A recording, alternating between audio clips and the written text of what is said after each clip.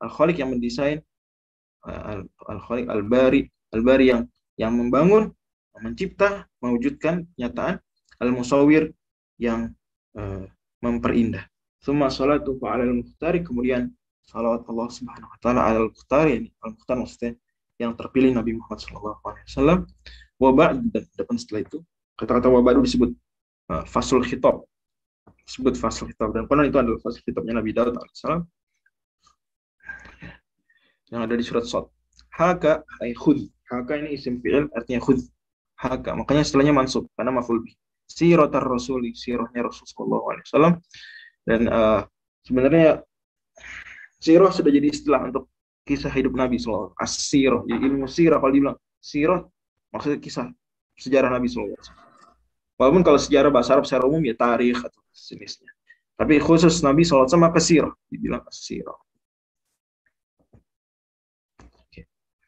Ar-Rasuli, Rasul maksudnya Rasulullah SAW, walaupun sebagian ulama memaklumkan menyebut Ar-Rasul saja, tapi ya bagaimanapun ini bait syair ya terikat. Manzumatan, dalam bentuk manzumah, dalam bentuk tadi qasidah manzumah, yakni yang terikat dengan bahar dan wazan dan qafi, terikat dengan wazan dan qafi, qafi ya, wazan dan qafi ini. Dan ini qafinya baharnya bahar rojas. Mustaf'ilun fa'ulun. Alhamdulillahil qadimil bari. Mustaf'ilun fa'ulun. Ya. Mujazatnya ringkas, al-fusul bagian-bagian. Ini secara ringkas bagian-bagian. Dan ketika beliau menyebut al-fusul, kata para ulama seperti kata Syekh Abdul Razak Al-Badar, Syekhuna semoga Allah menjaga beliau. Ini barangkali beliau isyarat bahwa beliau ini mengambil banyak dari al-fusul fi sirat Rasul. Ini kenapa ada cerita hijau dan kuning? Okay, next. Dan mempelajari sirah diperintahkan dalam Islam, kan sangat ditekankan, termasuk hal yang Allah sindir bahkan kalau orang nggak belajar sirah. Kata Allah Subhanahu wa taala, afalam yadabbaru qawla am ja'ahum ma lam ya'ti aba'ahumul awwalin am lam ya'rifu rasulahum fahum lahu munkirun. Allah bilang, apa mereka nggak tadabbur Al-Qur'an? Terus abis itu Allah bilang, apa mereka nggak mengenal Rasul mereka? Jadi Allah menggandingkan antara tadabbur Al-Quran dan mempelajari sirah. Sebagaimana tadabbur Al-Quran wajib, mempelajari sirah, ya berarti somehow sebegitu lah. Walaupun dalam tafsiran tidak begitu kuat, tapi memberikan persamaan. Afalam ya lam ya'rifu Rasulullah, mereka kenal Rasulullah. Sekarang kadang kalau ditanya tentang artis lebih paham daripada ditanya tentang Rasulullah. Itu baru Rasul, kita belum bicara sahabat. Kita belum bicara tabi'in, belum bicara para ulama. Oh, targetnya kurang 3.000 lagi ya? Enggak. Gimana kurang 3.000 lagi? Apa yang kurang 3.000 lagi tadi? Nih, seperti gua nih. Gimana Bang Bilal? Atau siapa? Ada pertanyaan? Apa yang kurang 3.000 lagi? Maniko tadi lupa di-mute. Oke, lupa di-mute. Mau dikondisikan. Terima kasih. Dan para sahabat sendiri mengajarkan serius sampai seperti mendiktekan sirah Nabi SAW kepada para tabi'in, kata Muhammad bin Ali Al-Hanafi.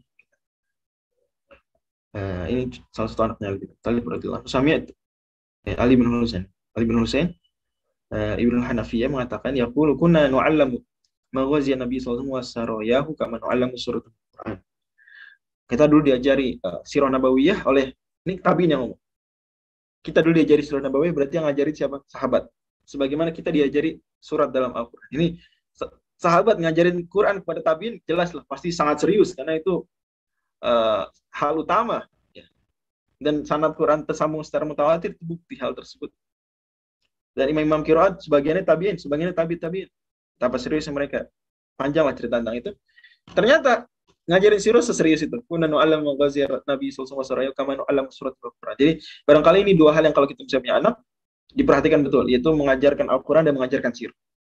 Jangan sampai masuk kotak anak-anak ya, banyak hal kisah-kisah yang enggak jelas ya. Tapi sirah malah enggak tahu. Sedih. Lanjut. Mauliduhu fi ashiril fadili rabi'inil awwal ya'mal fi lakin amal masyurufan. Mauliduhu, lahirnya beliau fi ashiril fadili di ashiril 10, yani ke 10 al-fadili dari bulan yang mulia, rabi'inil awwali, rabi'il awwal, Rabiul Awal memang bisa dibaca Rabiul Awal atau Rabiunil Awal. Amal fili tahun gajah. Lakin nama masyhuru tsani asyrihi, tetapi yang masyhur. Jadi penulis itu cenderung menguatkan tanggal 10 Rabiul Awal. Beliau lahir sallallahu alaihi wasallam. Tapi yang masyhur, artinya pendapat banyak ulama dalam buku-buku sirah, termasuk Ibnu Ishaq bahkan Yanus al-Hadza, itu adalah tsani asyrihi, tanggal ke-12.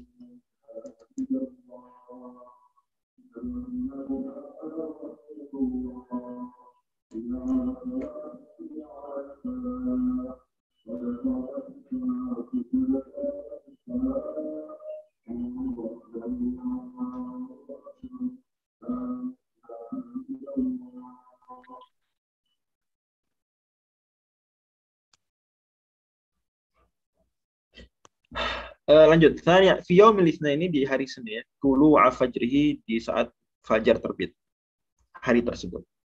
Wa wafaqal 20 min Naisana, dan wa wafaqa, dan bersesuaian, bertepatan al 20 tanggal 20 min Naisana, dari bulan Naisan.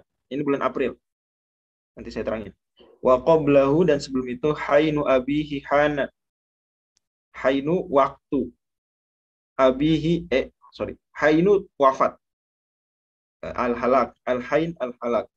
Ini wafat abihi, ayah beliau, hana, telah tiba. Waktu meninggal ayah beliau telah tiba, sebelum beliau lahir. Oke, jadi beliau pertama lahir di Mekah tahun gajah. Kata Ibnu Qayyim dalam Zadul Ma'ad, wala la khilafa annahu sallallahu alaihi wasallam wulida bi jawfi Makkah. Tidak ada beda pendapat ulama bahwa Nabi SAW dilahirkan di Mekah, wa anna maulidahu kana amal fili, dan juga bahwa lahir beliau di tahun gajah. Walaupun sebenarnya ada khilaf dikit, tapi khilaf Ibnu Qayyim tidak menganggapnya. Seperti di sini bilang khilaf. Sebenarnya ada juga yang bilang bukan tahun gajah. Next. Dan hikmah pelajaran dari penyerahan bergajah seperti dijelaskan oleh Syekh As-Sulami, luar biasa nih. Jadi seperti ya kita lihat, yang pertama adalah membuktikan bahwa Ka'bah itu mulia. Ya, sangat mulia. Peristiwa luar biasa. Kita semua tahu surat Al-Fil, surat 105. Semua tahu lah ceritanya. Ini ngomong bisa dihilangin nggak hijau-hijaunya? Bisa kali ya. Clear all drawings. Oke, udah hilang. Ya. Jadi membuktikan mulianya Ka'bah. Ubayanu syaraful Ka'bah.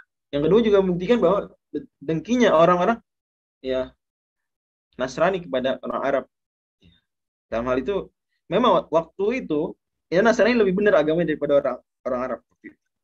Tapi masalahnya Ka'bah itu pada akhirnya at the end of the day dibangun Nabi Ibrahim. Masalahnya mereka menyerang Ka'bah. Kalau mereka cuma mendakwahi orang Quraisy biar nggak nyembah patung, that's fine, Masya Allah. Tapi enggak, masalahnya mereka mau menghancurkan Ka'bah. Abraha. Dan semua tahu ceritanya ya. Apa sebabnya? Kenapa Abraha mau nyerang Ka'bah? Jawabannya kan jadi gini. Awalnya semua dari Ashabul Ukhdud. Di surat apa Ashabul Ukhdud? Al-Buruj. Al-Buruj. Kutil Ashabul Ukhdud, An-Nari Dzatul Waqud. Surah Al-Buruj surat 85. Ashabul Ukhdud itu kejadiannya kira-kira 50 tahun sebelum Nabi SAW lahir. Sebelum tahun gajah. Kejadian di Yaman. Waktu itu ada kerajaan Himyar namanya. Kisahnya Nabi ceritakan di hadis riwayat Muslim. Hadis tentang gulam. Bismillahirrahmanirrahim gulam. Hadis tentang itu. Di mana Raja Himyar waktu itu namanya Yusuf. Atau orang barat bilang Joseph. Kemudian dia punya penyihir ini udah mau tua, maka beliau butuh kaderisasi penyihir kerajaan. Bla bla selesai dipilih seorang pemuda tersebut sebenarnya kemudian masuk agama Nabi Isa, let's say waktu itu Nasrani, karena Islam belum menjadi proper name of a religion ya. Kemudian orang-orang kemudian dia jadi penyihir resmi kerajaan dan dia nyembuhin banyak orang, tapi dia nggak mau nyembah raja, nggak mau nyembah Yusuf. Dan Yusuf ini cenderung Yahudi ya. Dia mengklaim Yahudi, padahal sebenarnya nyuruh orang nyembah dirinya ya nggak sah keyahudiannya sebetulnya. Tapi secara umum Himyar itu memang Yahudi. Himyar dan Yahudi Yaman banyak. Ya. Termasuk nanti Israelia tuh banyak dari Yahudi Yaman. Lanjut, nah kemudian akhirnya dia merasa ini nggak sesuai dengan ajaran dia, maka kemudian mau dibunuh dan nggak berhasil. Dan kemudian kata si pemuda ini, kalau kamu mau bunuh saya maka ya kamu ambil panah dari panah saya, kemudian eh, lempar saya, tapi sebelumnya bilang Bismillahirrahmanirrahim dan biarkan orang-orang menyaksikan peristiwa tersebut. Maka benar dia lakukan, terbunuh orang-orang masuk Islam semua, masuk yang memeluk agama Nasrani, memeluk agama Nabi Isa alaihissalam ini sebelum Nabi lahir, Nabi Muhammad SAW. Nah, maka marah kan akhirnya dibakar di got, di parit-parit Ashabul Ukhdud. Peristiwa itu terdengarlah oleh orang-orang Nasrani seluruh dunia waktu itu, sampai beritanya karena itu di Yaman, ke kerajaan Habasyah, kerajaan Aksum waktu itu namanya. Sampai laporan juga bahkan ke Kaisar Bizantium, Romawi Timur, yang merasa ini saudara seagama di Yaman dibantai oleh orang Yahudi, dibakar, maka kontak-kontakan akhirnya kerajaan Aksum yang paling dekat dia bergerak menginvasi Yaman. Jadilah Yaman wilayah kerajaan Habasyah. Kemudian bikinlah ngelihat orang-orang Arab ternyata banyak musyrik, gitu kata mereka orang-orang Habasyah. Banyak musyrik nyembah patung dan seterusnya. Dan haji ke Ka'bah, maka setiap tahunnya itu. Maka dia Abraha bikin gereja tandingan bagus gitu, Al-Qulais di Son'a. Tapi orang Arab nggak banyak, bahkan orang Arab menghina, mengotori gereja tersebut. Akhirnya marahlah Abraha, kemudian menyerang Ka'bah. Nah, jadi menyerang Ka'bah tujuannya seperti tujuannya karena balas dendam. Yang ketiga, lanjut. Juga kita belajar di situ sebenarnya banyak pengorbanan di sepanjang jalan tuh, banyak Abraha tuh ketemu pimpinan-pimpinan, kemudian juga ini yang paling penting sebenarnya di poin ke-6 itu bahwa Allah ingin orang tuh memuliakan Ka'bah, dan ini juga bukti kenabian Nabi SAW. Ya, kata Al-Mawardi bilang ya bahwa itu dalam tanda kutip seperti mukjizat Nabi sebelum Nabi lahir, atau mungkin bukan mukjizat tapi dalail nubuwah, tanda-tanda kenabian. Seolah-olah Allah mau bilang, ini agama Nasrani Islam ini mungkin agama yang paling benar, tapi lihat mereka kalah dengan burung ababil, tentara bergajah. Bukti bahwa nanti agama inilah agama yang akan memurnikan agama Nasrani. Masya Allah, dan banyak lagi sebetulnya, dan bukti bahwa orang zalim ya akan kalah. Meskipun yang dizolimi itu orang nggak benar agamanya. Allah akan bantu orang zalim. Orang yang dizolim. Orang Quraisy waktu itu memang agamanya nggak benar. Tapi mereka dizolimi. Mau dihancurin, maka tolong. Masya Allah. Next. Kemudian yang benar, beliau lahir kata beliau, kata Imam Ibn Abil Iz Al-Hanafi, beliau lahir menurut Ibn Abil Iz ya, tanggal 10, namun yang masyhur tanggal 12 sebetulnya. Dan itu dikatakan sendiri oleh Al-Imam Al-Hafidh Ibnu Katsir, kata beliau, waqila li ashrin khalawna minhu. Ada pendapat mengatakan itu 10 Rabiul Awal. Dan ada di kitab Tarikh Ibnu Asakir dan lain-lain. Waqila li thintai asyrata khalat minhu. Ada juga yang mengatakan ini pendapat 12 Rabiul Awal. Sa'al Ibnu Ishaq dengan tegas menyatakan itu dalam Sirah Ibnu Ishaq. Dan penting ya, Takrirat Ibnu Ishaq itu penting. Nama ini Muhammad. Karena Ibnu Ishaq ini, Masya Allah ya, beliau orang pertama yang nulis buku sirah utuh.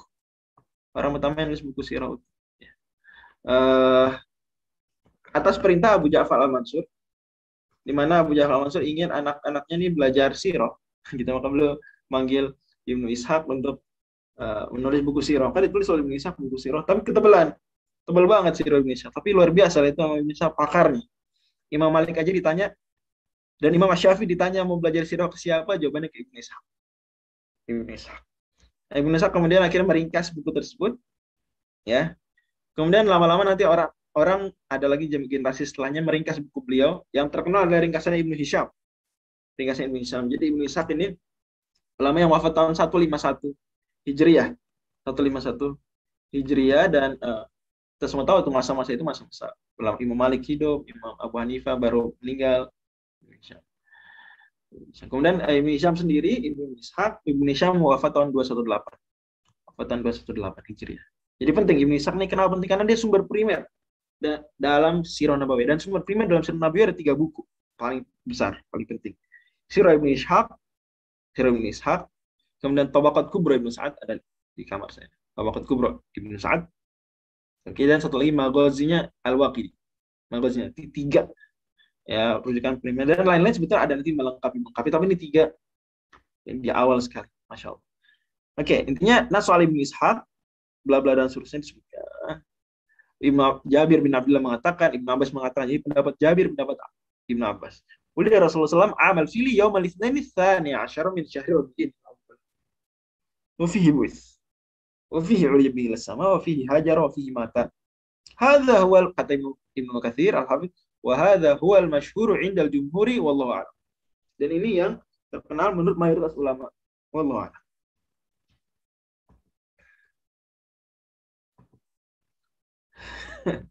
Oke, terima kasih sarannya.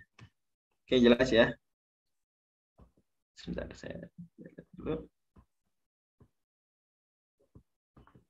Oke. Kemudian lahir di waktu Yaumal Itsnain, ini tadi udah jelas Yaumal Itsnain, udah clear ya Yaumal Itsnain. Mana sih tadi ya? Nih. Yaumal Itsnain udah jelas. Kemudian tulu al-fajri, dari mana dapat tulu al-fajri? Itu disebutkan oleh Al-Imam Al-Iraqi, Al-Hafidz Al-Iraqi dalam Qabla al-Mawridul Hani fil Maulidin Nabawi. Fil Maulidis Sani. Ya.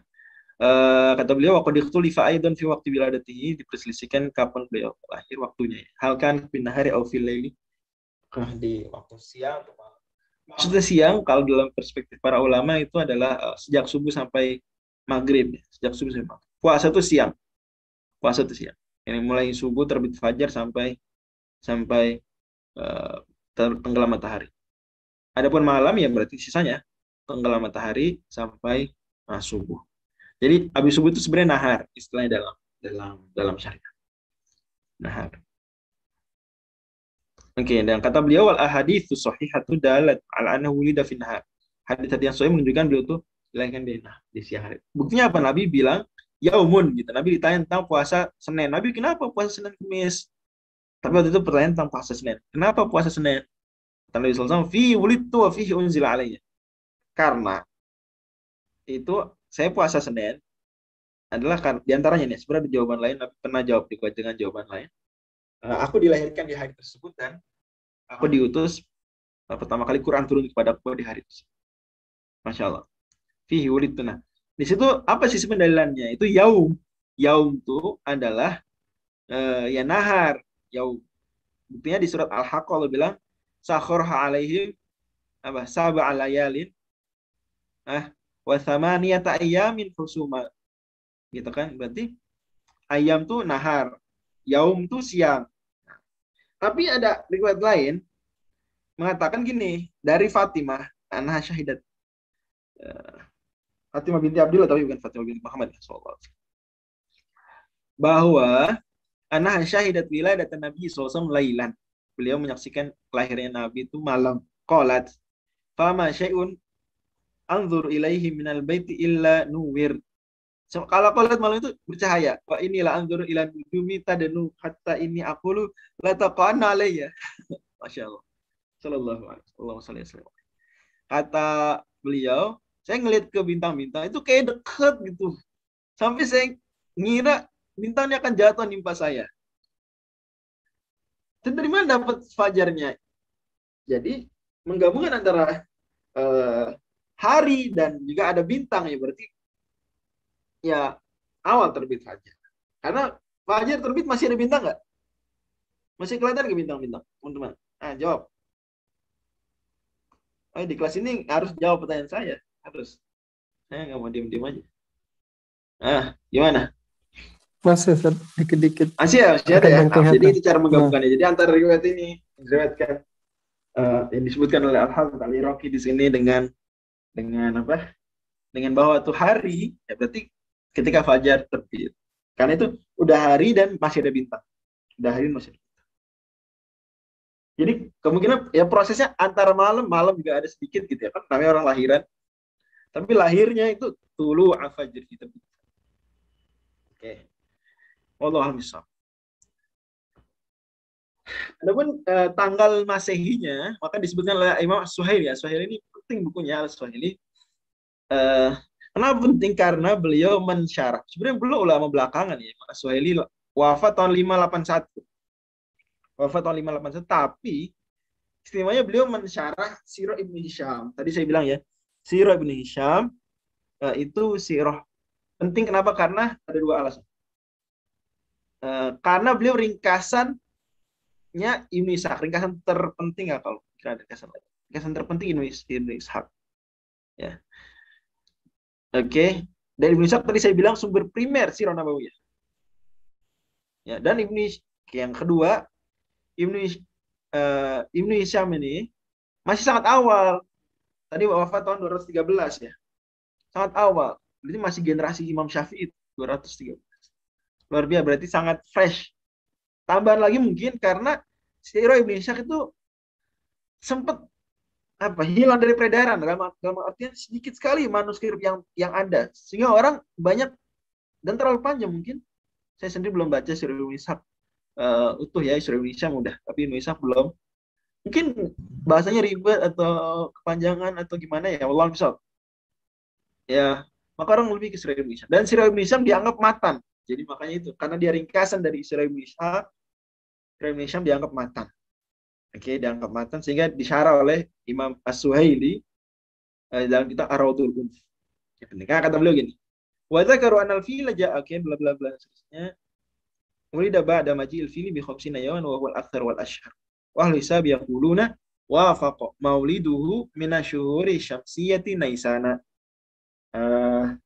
Itu bertepatan dengan bulan Masehi, itu bulan Syamsiyah, bulan surya matahari ya. Apa namanya? Itu bulan Naisan. Fakanatul isyrina madad minhu. Ini tanggal 20 bulan Naisan. Ya. Oke. Dan ini biar tahu Naisan biar. Jadi bulan Suryani aja.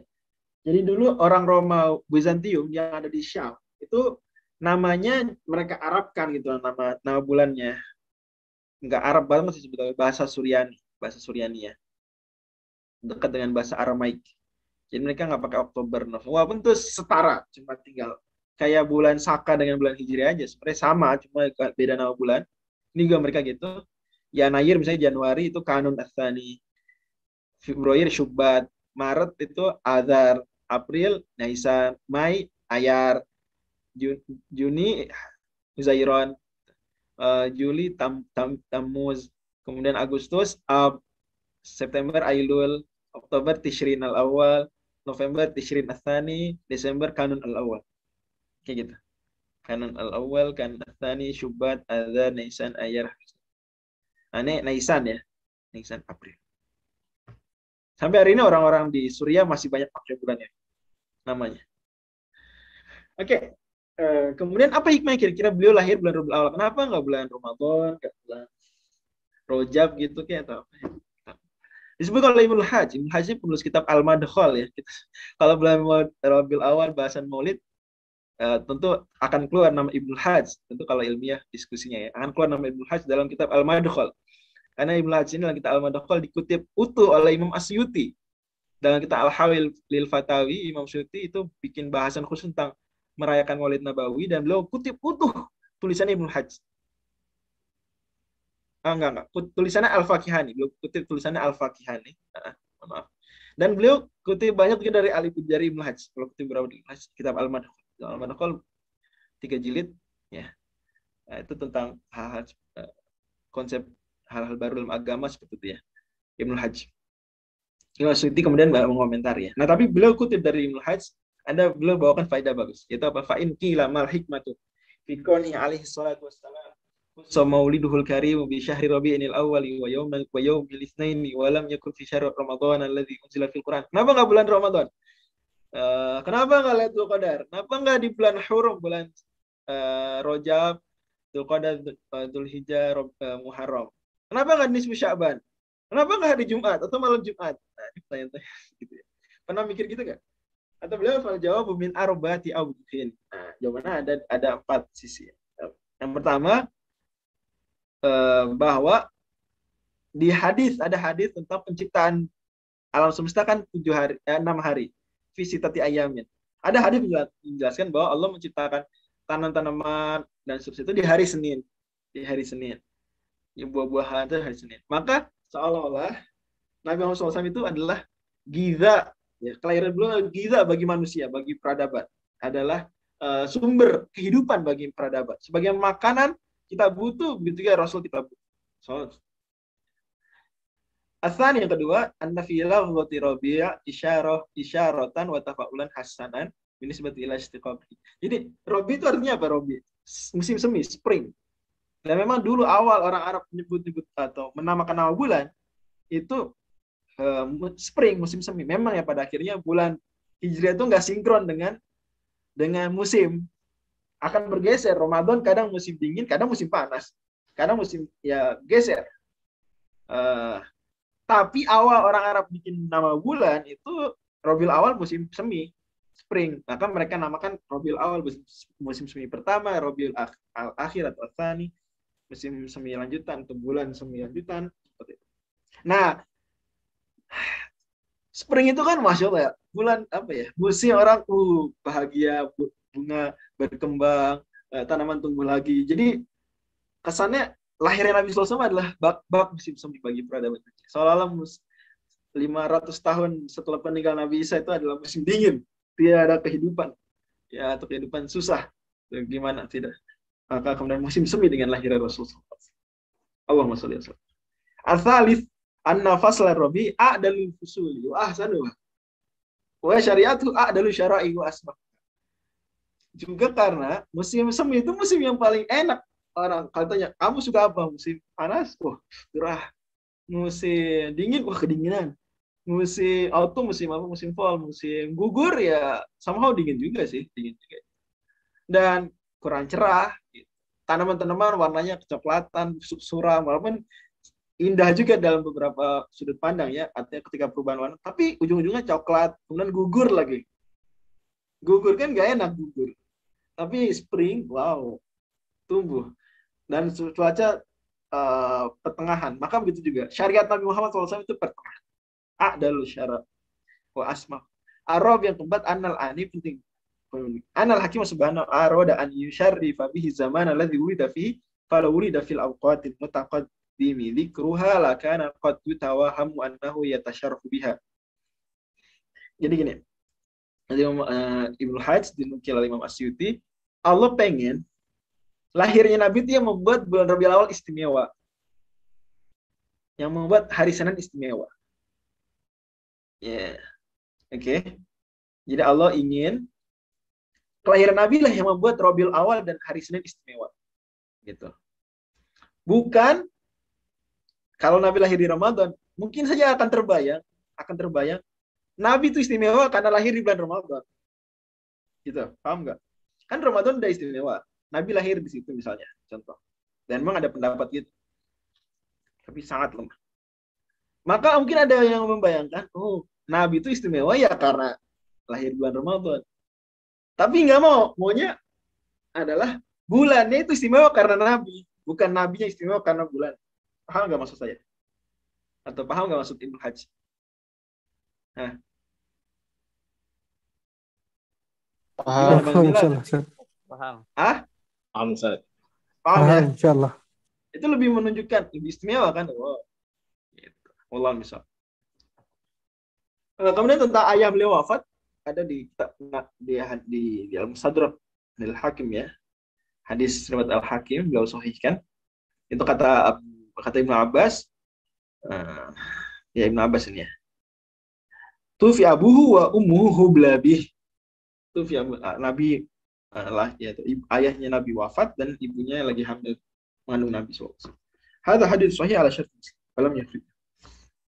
Lanjut, wa ba'da amaini qada Fatimah ja'at bihi murdi'uhu salima halimatun li ummihi wa 'adat bihi li ahliha kama aradat fa ba'da syahrayn shiqaqu batni wa qila ba'da arba'in min sin.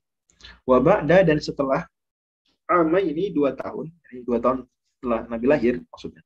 Qada Fatimah Nabi disapi. Qada asbah menjadi. Fatimah disapi. Ja'at datang bihi membawa beliau, murdi'uhu wanita yang menyusui beliau, salimah dalam kondisi beliau sehat. Halimatun. Siapa nama yang menyusui beliau? Halimah. Bawa ke siapa? Li ummihi, pada ibu beliau, Aminah. Wa adat dan kemudian Halimah kembali lagi. Bihi membawa Nabi SAW li ahliha ke keluarga beliau di Bani Sa'ad. Kama sebagaimana arodat dikehendaki oleh Halimah atau dikenal ibu. Fa ba'da syahraini, maka ba'da setelah syahraini 2 bulan setelah itu, insyiqaqu batnihi, insyiqaqu terbelahnya batnihi perut beliau, dada. Ya itu kena perut mungkin. Waqila ba'da arba'in sini, waqila dan konon dikatakan kejadian membelah dada beliau tersebut ba'da setelah arba'in 4 tahun min sinihi, min dari sinihi usia beliau. Oke, kita lihat.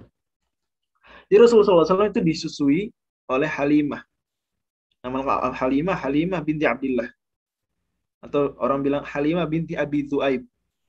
Di sini dalam Al-Mu'jamul Kabir At-Tabarani itu riwayat dibawakan oleh beliau. Jadi teman-teman penting ketahui ya bahwa sirah nabawiyah itu enggak katanya, tapi ada sumber-sumber primernya. Kadang sumber primernya buku-buku sirah aja, dan kadang buku sirah plus buku-buku hadis. Gitu ya, penting. Jadi dan insya Allah saya berusaha setiap ada isu pembahasan saya carikan sumbernya. Saya screenshotkan bahkan dari bukunya. Insya Allah saya berusaha seperti itu biar kita yakin kok ini sirah ini nggak cuma katanya. Dan itu bedanya, itulah Islam, Masya Allah ya. Dapat dipertanggungjawabkan secara akademik. Kalau yang lain jangankan sirah Nabi, kita khususnya saja agama lain atau apa yang disebut agama oleh orang lain itu kita khususnya saja tidak bisa dipertanggungjawabkan validitasnya secara akademik. Al-Quran, sirah Nabawiyah, Masya Allah. Oke, jadi dalam Al-Mu'jamul Kabir At-Tabarani ulama klasik sekali ya, 360, meriwayatkan, dan ini sebenarnya diriwayatkan juga ulama-ulama lain. Habis saya bawakan At-Tabarani karena mungkin yang paling enak riwayatnya saya bawakan, yaitu bla bla bla bla disebutkan ya. Oh ya, ini penting. Mu'jam Kabir tuh karena mu'jam namanya. Itu buku hadis tapi kayak buku kamus ya. Urutan kan absen. Berdasarkan absen. Namanya mu'jam, itu ciri khasnya. Jadi nyari dan berdasarkan periwayat rawi a'lah, periwayat tertinggi. Oke, intinya lanjut kita ke sini, intinya bla bla bla bla sampai ke ya intinya Masya Allah. Singkat cerita, Nabi SAW ketika lahir, Nabi disusui dulu oleh ibu beliau, tentu saja. Kemudian juga disusui oleh pembantu beliau untuk ibunya. Yang kemudian Nabi SAW setelah itu dicarikan oleh ibunya ibu susu, dan orang Arab punya tradisi seperti itu. Kenapa? Karena ada beberapa alasan. Setidaknya 3 alasan utama. Ini sebenarnya disebutkan di akhir sih. Tapi simpelnya adalah 1, karena orang Arab itu ingin dengan istri, ingin aja, nggak mau istri yang direpotkan dengan anak, mau ya senang-senang dalam tanda kutip dengan istri, agar istri fokus dengan suami. Nah kalau ngurusin anak ya kurang fokus. Maka orang kaya, dan ini kebiasaan orang kaya aja ya, kebiasaan semua orang Arab di Mekah, orang kayanya itu mereka carikan ibu susu, kemudian selama 2 tahun dikasih gitu ya. Dan wallahualam bisawabnya disebutkan dalam buku-buku ya, saya nggak mengarang. Yaitu karena kalau ibu menyusui, ibu itu sendiri menyusui, itu gimana ya, fisiknya agak gimana gitu, jadi dari sebelumnya, you know lah what I mean.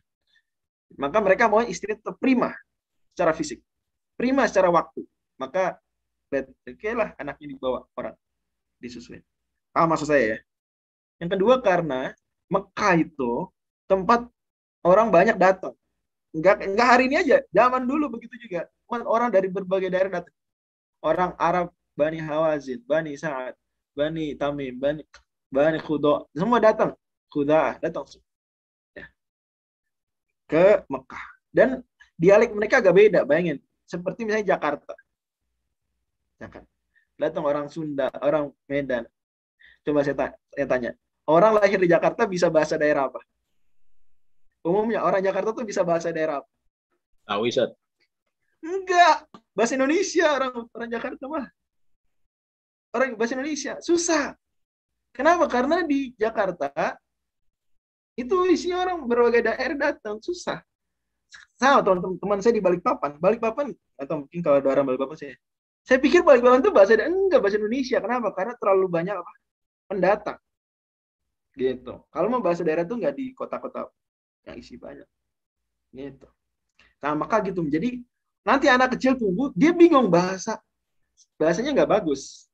Maka dibawa ke kabilah-kabilah luar Mekah, kabilah Bani Sa'ad, Bani Huzail atau seterusnya, itu agar apa? Fasih lisan. Fasih lisan. Dan bahkan Nabi sendiri nanti ketika sudah besar bilang, bagaimana aku tidak fasih? Aku dari Quraisy dan aku tumbuh di Bani Sa'ad. Nah, jadi Bani Sa'ad, Bani yang bagus, Pak. Jadi dari sisi bahasa, penting ya, paham maksud saya. Soalnya gini, teman-teman pengen anak bahasa Jawanya bagus. Ya jangan taruh Jakarta tumbuhnya nggak bagus bahasa Jawanya. Meskipun di rumah kita mau bahasa Jawa sama teman-teman nggak bahasa Jawa. Bawa ke kemana? Ke kampung gitu misalnya. Yang ketiga adalah dari sisi ekologi, kesehatan lingkungan. Itu bahwa di Mekah tuh karena banyak orang nyembelih, banyak orang dari mana-mana ya, higienitasnya kurang dan banyak orang macam-macam lah. Apalagi dulu belum ada vaksinasi dan seterusnya. Jadi penyakit banyak. Memang gitu, banyak penyakit di Mekah. Maka mereka ingin udaranya yang sehat, yang segar dan kuat dan tanahnya lapang luas sehingga kuat badan anaknya di bawah mereka. Sehingga cerita Halimah datang ke Mekah, Halimah kondisinya kering kerontang, dia sedang punya anak, dan memang harus punya anak ya. Supaya bisa nyusuin orang harus punya anak, harus sedang punya anak. Paham ya? Karena kalau gimana kita ada perempuan bisa menyusui orang kalau dia sendiri tidak sedang punya anak, itu susah. Ya kan? Maka memang gitu, selalu mereka sedang punya anak, kemudian baru datang sambil nyusui. Jadi nanti nyusuinya paralel, anaknya sendiri dan anak yang orang itu datang. Tapi semua dapat, teman-temannya dari Bani Sa'ad datang ke Mekah, semuanya dapat, udah dapat klien. Dia belum dapat klien. Wah gimana nih? Gitu, saya lagi kering, dia sendiri kering. Aduh gimana, malu juga. Ontanya, susu kambingnya sedang kering. Aduh. Datang kemudian Aminah nawarkan. Terus dia bilang, ini anak yatim nih. Pada nggak mau teman-temannya tadinya. Anak yatim kan, anak yatim itu apa? Nggak ada ayahnya kan? Yang bayar itu kan ayah. Mereka pikir gitu ya. Standarnya yang bayar ayah. Kalau yatim ya bayarnya murah dan seterusnya. Maka tapi kata Halimah, ya udahlah ambil dulu lah daripada nggak sama sekali. Ternyata ketika dipegang berkah, susunya jadi banyak, hewan tunggangannya jadi cepat. Oh berkah, senanglah dia. Dan seterusnya. Allah. Kemudian 2 tahun dibalikin ke ibunya karena senang dengan Nabi Muhammad SAW, maka request, tolonglah izinkan dengan kami 2 tahun lagi. Nah, kemudian di situ ada peristiwa pembelahan yang disebutkan di sini, ada peristiwa pembelahan di tahun kedua setelah itu. Jadi awal tahun ketiga kan 2 tahun sapi, terus 2 bulan setelahnya, riwayatnya di sini ya, itu dibelah. Nabi SAW lagi main, kemudian datang malaikat di antara malaikat Jibril, kemudian membelah dada beliau SAW. Nanti ada hadis riwayat Muslim, Anas bin Malik bilang, saya melihat bekas jahitan dalam dada. Ini kita gimana Bang Bilal? Saya tadi kepotong, mulai hakikinya tuh nggak jam 4 tadi. Oke. Kepotong segala-gala. Tolong kasih. Mungkin dilanjut 10 menit lagi ya, Syekh. Ada injury time. Injury time kalau ada cedera, ada apa macam-macam kan, ada berantem kan. 10 menit aja kali ya, Syekh. Nggak nyampe insyaallah. Lanjut. Okay. Ada juga mengatakan riwayat lain 4 tahun. Ya, di belahnya itu 4 tahun. Itu riwayat ada di Tabaqat Kubra nih. Ibnu Sa'ad yang tadi saya sebut. Beberapa pelajaran dari peristiwa ini adalah yang pertama, berkahnya Nabi SAW. Membawa berkah bahkan sejak beliau kecil. Ya, Masya Allah. Tadi sudah saya sebutkan, susunya tadinya sedikit, Halimah jadi banyak, kambingnya tadinya sedikit, susunya jadi banyak, jadi gemuk. Dan ini pemulihan untuk Nabi dan pemulihan untuk yang memuliakan Nabi. Jadi bayangkan, Halimah ya memuliakan Nabi, maka Allah muliakan. Padahal masih kecil, maka jadilah kita orang-orang yang memuliakan Nabi, Allah berkahi. Kemudian juga Allah memilihkan ya yang terberkah, yang termulia bagi sana. Kemudian juga pentingnya kampung, pentingnya Badiah. Jadi kita juga sampai hari ini juga kita tahu lah bahwa kalau di daerah, di kampung gitu ya, itu udara lebih sehat, tanahnya lebih luas untuk anak olahraga, aktivitas fisik lebih bagus gitu ya. Masya Allah. Sampai sekarang masih. Maka Syekh Muhammad Al-Ghazali disebutkan oleh Syekh As-Salabi juga menyebutkan hal tersebut penting sampai hari ini. Adapun jadi anak harus dikuatkan fisik. Biar ya anak Jangan lari, jangan loncat, jangan manjat pohon. Nah, itu nanti anaknya tidak kuat. Ya, biarkan. Itu kita ada pengawasan, tapi dan Nabi SAW juga di sini watal Rasulullah fi badiyati bani Sa'ad al-lisan al-arabiyyil fasih. Al-lisan al-arabiyyil fasih. Belum belajar bahasa. Juga penting berarti anak belajar bahasa yang fasih. Maka kalau bisa orang tua ke anak kalau mau ngajarin, ya ajarin bahasa daerah, ajarin bahasa daerah yang betul. Kalau mau ngajarin bahasa Indonesia, ajarkan bahasa Indonesia yang betul, yang fasih, yang bagus. Gitu. Jangan ajarkan bahasa-bahasa jelek, bahkan mungkin sebisa mungkin hindari bahasa-bahasa gaul gitu, kepada anak. Kemudian juga tentang masalah pembelahan dada, hikmahnya adalah yang tadi disebutkan di sini untuk menunjukkan pembersihan Nabi SAW itu hatinya juga secara fisik. Ya, jadi tidak hanya secara maknawi, tapi secara fisik, tidak hanya secara abstrak, tapi juga secara konkret. Wallahu a'lam. Nah, itu selesai materi. Silakan kalau mau dibuka sesi diskusi. Jazakumullah khairan Ustaz Fajri atas pemaparan materinya. Mungkin kita lanjut ke sesi diskusi ya, tanya jawab. Ustaz Fajri mungkin berapa pertanyaan Ustaz? 3 pertanyaan cukup? Nanti secukupnya. Oke. Ada pertanyaan 3 sumber sirah, sirah Misak, Tobat Kubur Nusa, satu lagi apa? Maghazi Al-Waqidi. Kita judulnya Al-Maghazi. Al-Maghazi.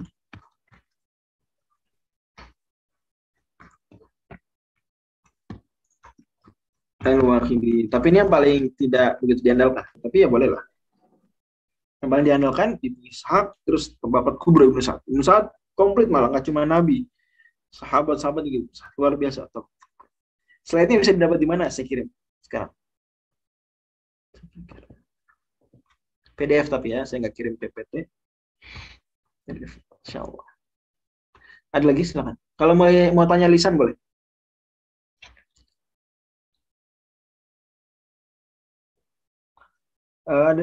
Ayah Nabi wafat saat usia Nabi di kandungan berapa? Tidak tahu saya. Tidak tahu dan riwayatnya belum dapat.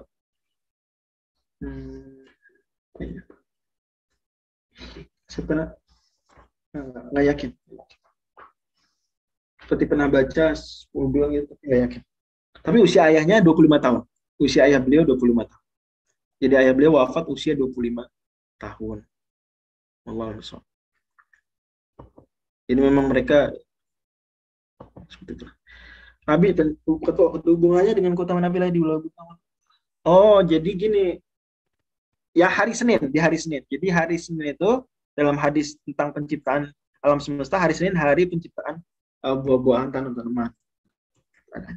Maka Nabi SAW dilahirkan hari Senin. Hikmahnya ya tentu hikmahnya, para ulama cari-cari hikmahnya adalah seperti itu. Allahumma sholli. Sebentar, tadi mana ya?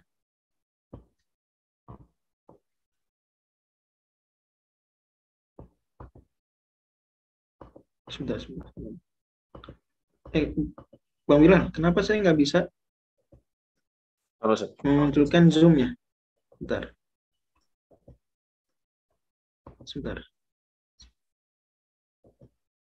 Ini udah bisa lagi.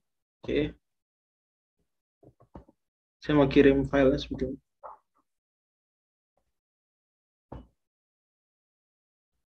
Oke. Ini nggak bisa. Bisa kirim. Iya, biasa bisa kirim file. Oh, cuma mungkin pakai chat ya. Sebentar. Kenapa? Apa hikmah Nabi lahir? Bagaimana cara mencintai Nabi yang benar? Banyak caranya, tapi yang paling utama itu dengan mengikuti sunnah. Dan itu yang pada akhirnya semua jawaban akan berujung pada mengikuti ajaran Nabi SAW. Dalam kitab Al-Qaidul Arba disebutkan 4 makna syahadat asyhadu anna Muhammadan Rasulullah, disebutkan ta'atuhu fi ma'amar, mentaati Nabi SAW dalam hal yang beliau perintahkan, wa tasdiquhu fi ma'akhbar, membenarkan apa yang beliau sabdakan, beliau kabarkan, wa istinabu ma naha anhu wa zajar. Yang ketiga, menjauhi apa yang beliau larang. Yang keempat, wa alla yu'badallahu illa bima syara'a, dan tidak menyembah Allah kecuali sesuai dengan apa yang beliau syariatkan. Itu 4 bentuk pengawalan cinta Nabi SAW disebutkan oleh Syekh Muhammad bin Abdul Wahab dalam kitab Al-Qaidul Arba. Dan ulama-ulama sebutkan, tapi itu cukup. Pada akhirnya simpulannya di Tanya hikmah lahir tahun gajah tadi disebutkan bahwa jadi dunia tuh kan akan tersorot ke situ, itu peristiwa besar. Kalau ada CNN waktu itu, CNN akan memberitakan berita besar itu. Kalau Ashabul Ukhdud aja peristiwa nyampe ke Bizantium, maka peristiwa tahun tentara bergajah nyampe juga, gitu ya. Maka orang pandangannya akan menyorot ke Mekah. Wih, Mekah masuk. Jadi istimewa sekali ya. Ternyata setelah itu lahir Nabi. Ya, jadi orang ketika ada apa di kota ini, jadi mikirkan gitu, ada apa? Kok bisa tentara bergajah sekuat itu dikalahkan burung-burung kecil? Ada apa kota tersebut? Nah, gitu. Jadi Nabi lahir. Nah, seperti itu ya, Allah besar. Kenapa Nazim tidak mencantumkan di Buswan Thaibah? Karena istilah ya karena Nazim ya 100 meter kalau ditambahin semua jadi 1000 bait kayak Alif al-Iraqi. Tapi kalau mau belajar lebih detail di Alif al-Iraqi, guru kami Ustaz Zulkarnain, beliau mensyarah ada di YouTube dan dulu pengajiannya live ya di Jakarta Selatan. Ya di Jakarta Selatan ya, pengajian di Poltangan. Terakhir itu di Masjid Ibnu Abbas.